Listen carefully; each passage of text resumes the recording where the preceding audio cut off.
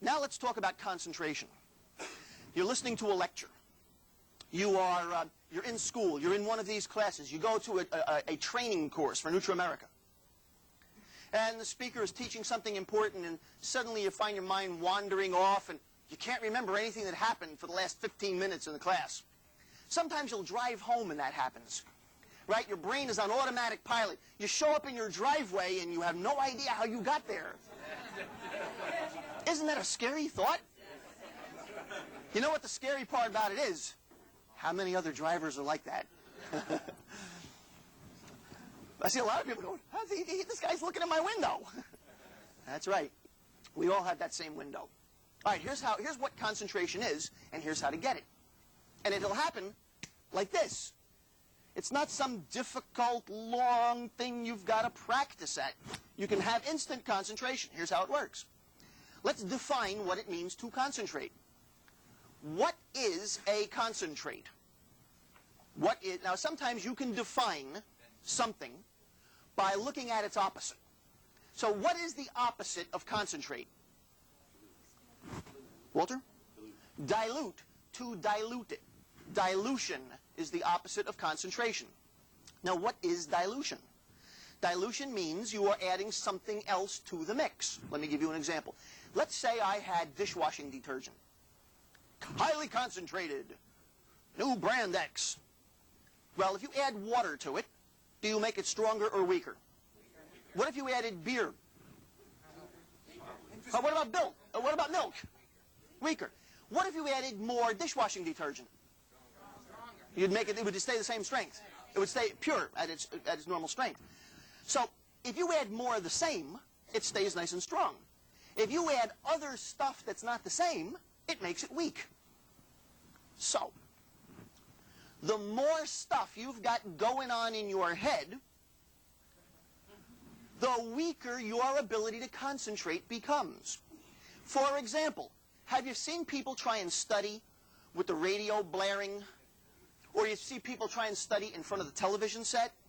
Ladies and gentlemen, you are adding stuff not from the original source, and so you are diluting your mind's ability. Now, when I teach this at colleges or at schools, because I do a lot of work with school systems, the kids go, oh, I can't listen to the radio.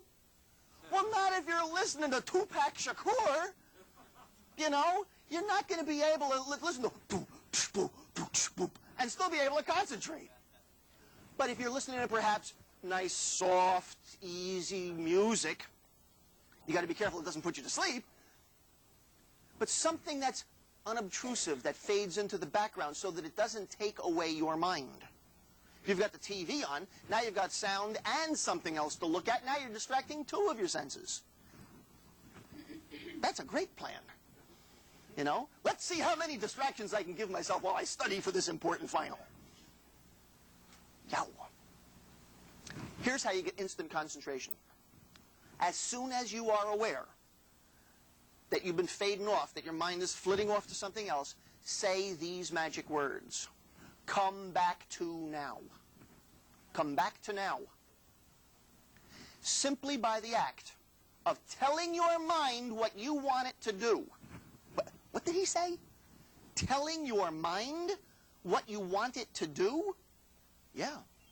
You are not your mind. Your mind is a mechanism.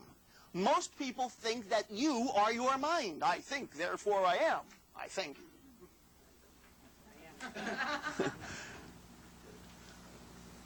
You have a mind.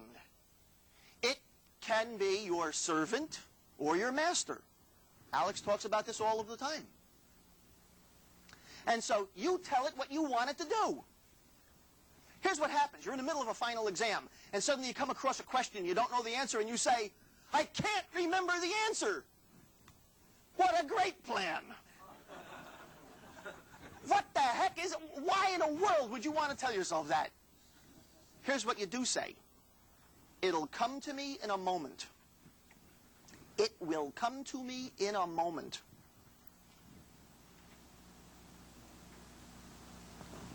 You see, you've seen this happen to yourself before. You're playing a game like Trivial Pursuit, or you're playing some other trivia game, and they ask you to name this famous actor from the 50s, and you can't think of the name. It's on the tip of your tongue. You can feel it rattling around in your head, and you can't quite get it.